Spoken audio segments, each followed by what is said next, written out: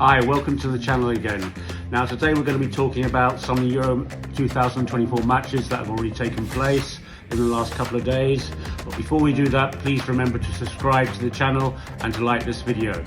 Let's start off with the England-Denmark game yesterday. It was quite disappointing from England.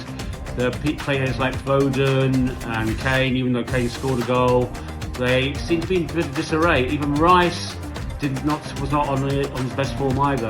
They just seem to be very all over the place. And then they give Southgate his due to bring in a lot of substitutes like Eze, Bowen and others onto the pitch around the 50-60 minute mark.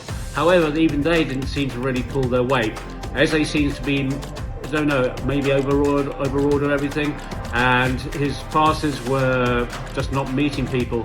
They were just going all over the place. He seemed as if he was a bit overawed by the occasion.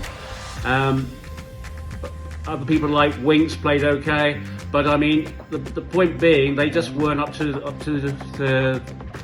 what the standard they should be.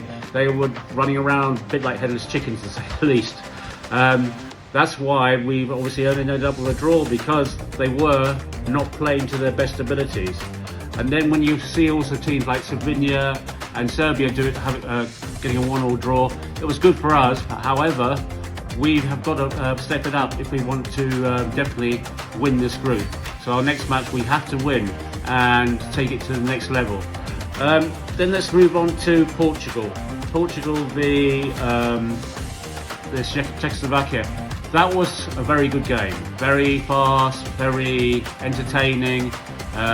You always can expect that when you've got people like Ronaldo, Silva, Fernandes in their squad. However, Ronaldo got to his old usual tricks at the end of the match once the second goal was scored.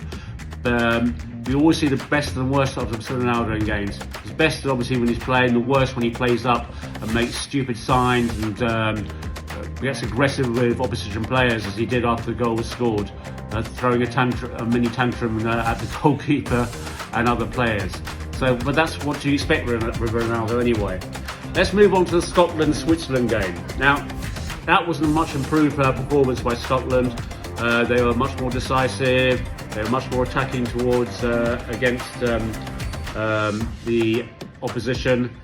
McTominay goal was very good. The only downside was obviously Kieran Tierney getting injured. It looks quite a serious injury. He doesn't seem to have much luck with injuries as it goes. He always seems to have problems. Yet again, this happened to him.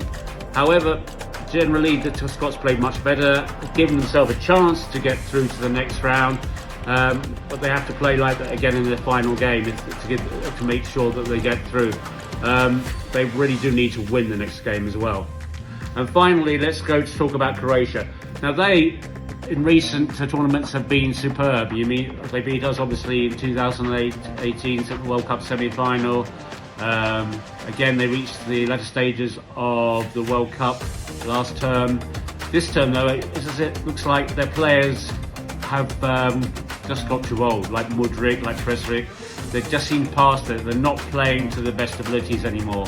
And that's the reason why they only managed to draw 2-2 against Albania. Had they been playing much better and how they were playing before, I'm sure they would have beaten teams like Albania and would get much further with regards to this tournament. But the way they're playing at the moment, they might not even make it up the group. Let's see what happens in the next game. Anyway, that's all for now. As I mentioned before, please subscribe to this video and also like it. Thank you. Goodbye.